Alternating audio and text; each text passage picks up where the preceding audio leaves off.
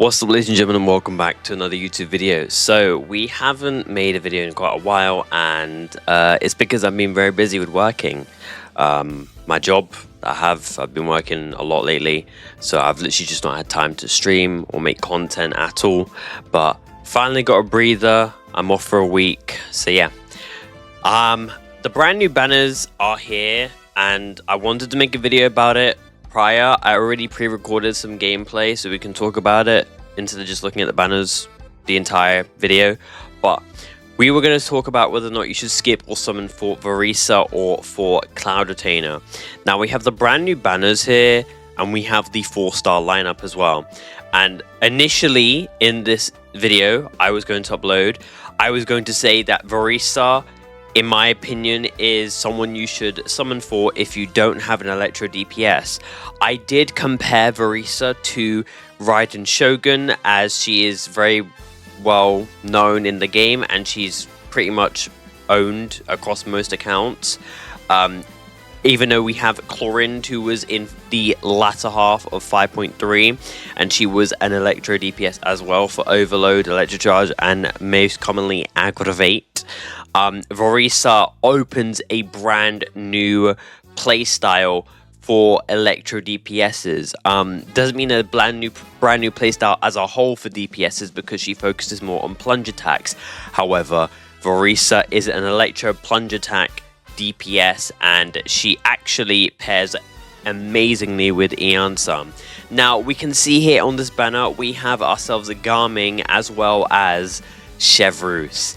Now the fact is, a lot of people were actually going to either skip Varisa because they have a well invested Raiden Shogun, or they already have Chlorinde and they don't need a new Electro DPS.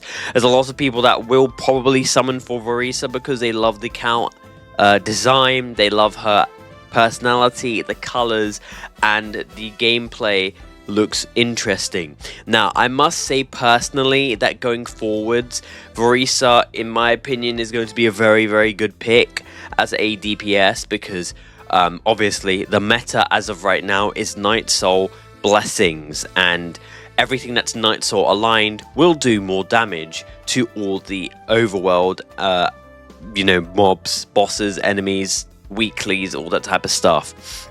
Now we have Cloud Retainer, and their weapon banner is going to be very interesting because Cloud Retainer's weapon benefits obviously plunge attacks and is very supportive. Now Varisa's weapon is more or less focused towards her. If you don't have Varisa, then her weapon's literally just going to be a stat stick, but if you do have Varisa, then that's awesome. Now again, the 4-star lineup for this banner, if it was going to be really bad, then a lot of people would have skipped the Cloud Retainer banner, but this is the first time she's ever had a rerun. Her relevance in the meta isn't that crazy anymore. She is usable for a lot of other DPSs like Hu Tao, or should we say Diluc, even Zhao. She's also viable with a lot of other DPSs in the game, Yola, all those other people. It just depends who you want to pair her with. She is pretty much amazing with Varisa, but when it comes to team synergy, having Chevreuse on this banner, I'm not gonna lie, was a pretty much a dick move from Hoyo, because they know that travelers and people playing the game are going to either skip because they don't need her, or they're going to summon for Iansan. And now the fact that we have Iansan and we have Chevreuse on the same banner, it means that Genshin is prepared to say, hey, you want the constellations? Well, you're going to give us your money. What can I say? That's what miHoYo does, and it's very good at it. What can I say, man? Having Zillion and Venti in the second half is going to be very interesting, because the weapon banner is definitely not bad. Elegy for the End is a really decent support weapon. It's on par with like the strength of like a Jade Cutter, but as a support weapon, it's used on lots of other characters. It can be used on Garnu for melting with Mavwika. Now Zillion's weapon can be really strong. Obviously, it's like her best in slot, but you can use it on other supports as well in the game. Yeah, I just feel that Zillinen's weapon banner is going to be really the selling point for the second half, and the second half 4 stars are going to be pretty mid. Chevreuse is literally the people's savior. They've been wanting Chevreuse. If you don't have a Chevreuse, this might be a banner you want to summon on. But the thing is if you don't want the 5 stars, it's going to be a problem, because a lot of people will either be saving their guaranteed or their wishes for Skirk or for the future 5-star support that's coming out in 5.6 plus. We know that we're getting Skirk. She's going to be a cryo DPS, because we obviously have the cryo set and it's more or less tailored to Skirk's design. Now the thing is that I personally think people should probably skip Clabratina, despite her being a very cool character, a lovely personality. She is getting her first ever rerun. I think that people should probably skip Clabratina, in my opinion. There's going to be more interesting characters later down the line. But then again, this is Hoyoverse saying if you want to get the 5 stars and you want the 4 stars, you're prepared to gamble, then go for it. But you're spending with your wallet and not with your Primo Gems that you have at the moment.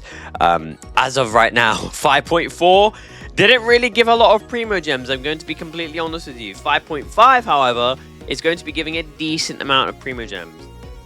It's just very Hoyo tactic to releasing 4-star lineups that are insane when people don't really want to be wishing right now.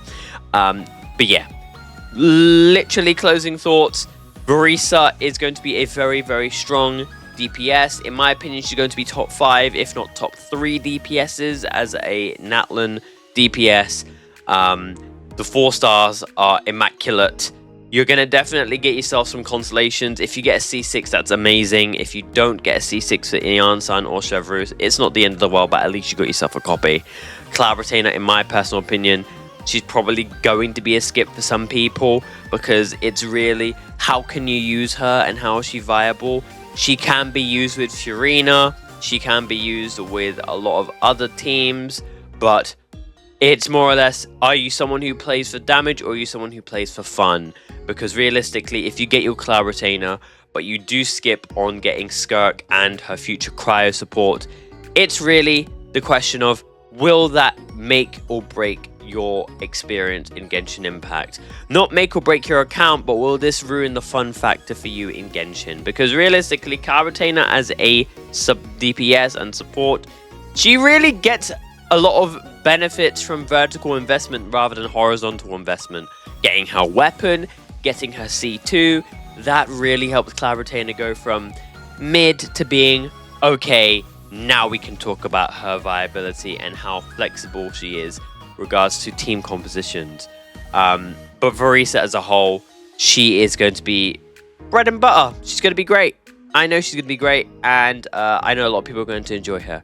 Let me know down in the comments what you think is going to be the best thing for you to do if you're looking forward to getting yourself Chevreuse, or if you're going to skip Verisa and save for Zilinen.